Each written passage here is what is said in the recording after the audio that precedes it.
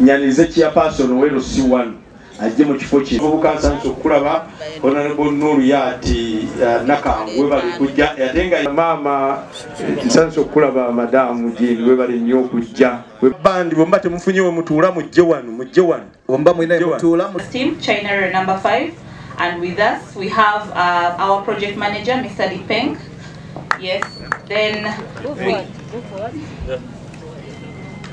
Yes, then we also have our structures engineer.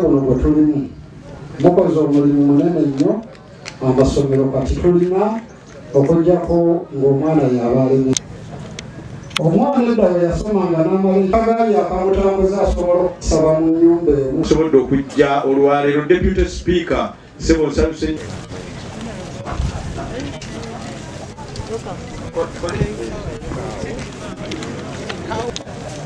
Chairman aba Mekao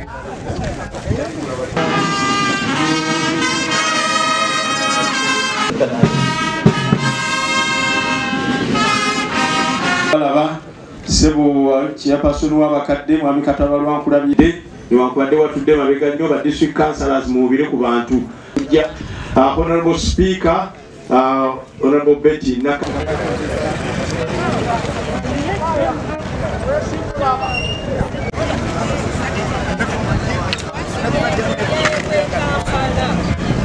Empatta bino byammwe si byaffe nze empatta mbadde simanyiiyo naye kati bino ki byammwe mulina okuba nga mulina obujja ku byo mubigadinge nga mulina n'obujja nga mugamba this is ours, it's not for government.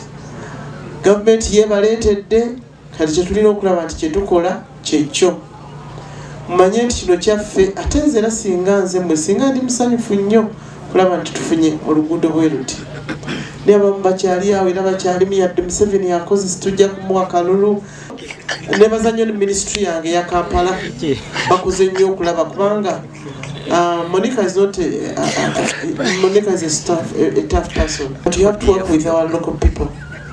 You have to consider our people.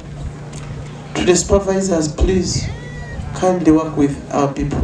All leaders are responsible for this project. This is a government project. Government here, because this is a government project. This money is not for free. Yes, World Bank has given us money, but it's not for free. You have to pay it back.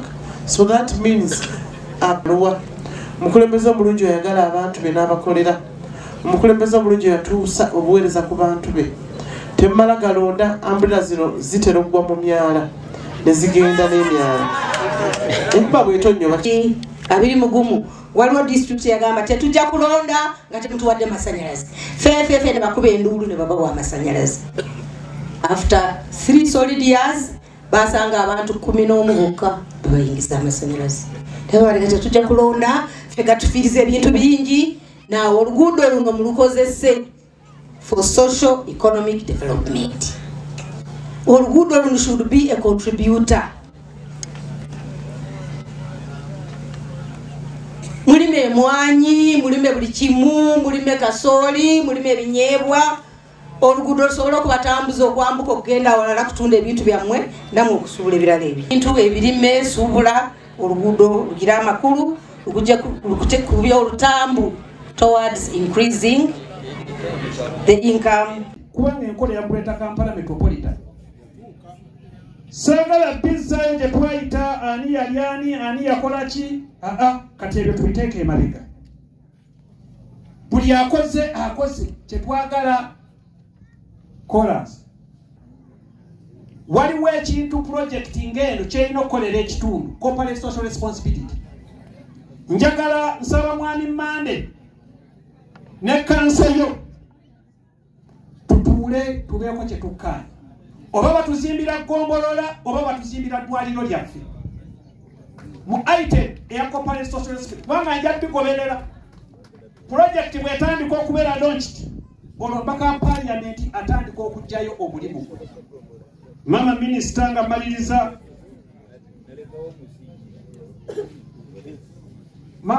nga maliriza nawe nja kwebaza era nkwagaliza mirembe gy'ogenda anytime anymore. So these are the issues that we think that the contractors, the consultants must take serious. And again, there are people who have potentials along the right of way. We have engineers, we have other specialties. Employ these young people. Don't go and pick flaggers from Kapchorwa and you bring here when there are people who can do this work. So we appeal to your human resource. I saw the human resource officer. Nti baterewo ne feri esobole okututuusiza ddala eggaba connecting bulungi. Ate njagala okubakakasa nti bwe nnaaba nfuuse member of parliament owa Mukono municipality tugenda kuba chorus ekkubo lye nalekedda erya Misindye Bukeerere Kasaayi nalyo lisobole okuba mu chorus. Twebuuza lwaki terikolebwa. N'olwekyo tuzze maanyi ga njegere okulaba nga byonna bikolebwa.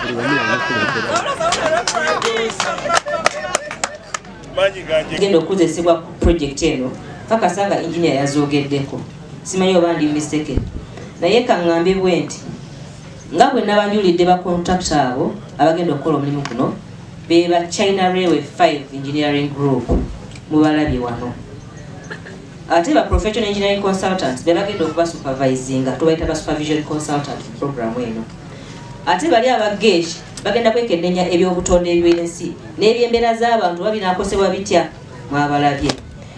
Contract eno twagisigning ennaku z'omwezi nga 9 May myezi gyetoolodde nga 9 May twasigninga contract naye nga July 9 yandibadde nga commencement date. Ate project eno tugisubira kumala kutwala ebbanga lya myezi 18 kitegeeza kiba bw'obalabalamu tugisubira okuggwa nga 6 January omwaka 2027. Tusubira nti project eno twagigabira ku billion obuwumbi 35 mu million 772 n'obugwamu. Njagala kukubiriza